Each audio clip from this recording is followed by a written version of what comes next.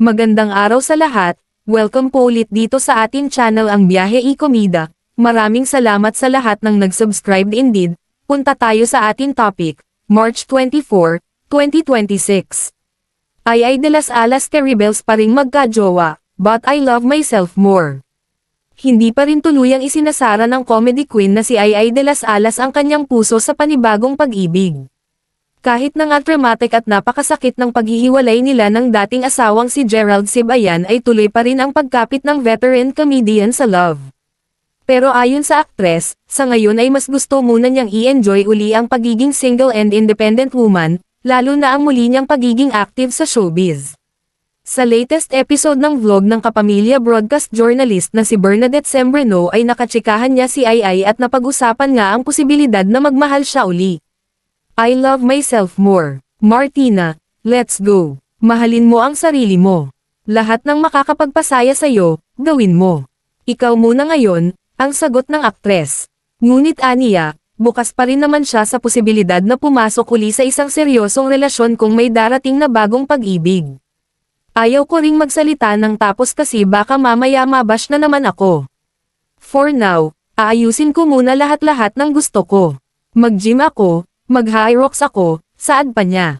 Kinumpirma ng komedyana sa mismong birthday niya last November 11, 2024 na naghiwalay na sila ni Gerald matapos ang mahigit isang dekadang pagsasama. Ibinalita rin niya kamakailan na opisyal nang napawalang bisa ang kasal nila matapos matanggap ang kopya ng desisyon ng Superior Court of California, County of San Joaquin, sa inihain niyang divorce noong 2025. Keep going. So ngayon, hinahanap mo ba ulit ang pagmamahal ng iba? Oh, no. I love myself more. Martina, let's go. Mahalin mo ang sarili mo. Lahat na makakapagpasaya sa'yo, gawin mo, ikaw muna ngayon. Ayoko rin magsalita ng tapos kasi baka mamaya mabash na naman ako. Sabi mo dati, hindi ka na mag-aasawa. For now, aayusin ko muna lahat-lahat ng gusto ko. Hinimay-himay ko, ano ang problema ko? Bakit ako napupuntas parati sa ganitong situation? Hindi mo naman kasalanan yung ma-inlove ka, diba? Wala naman akong ginawang masama.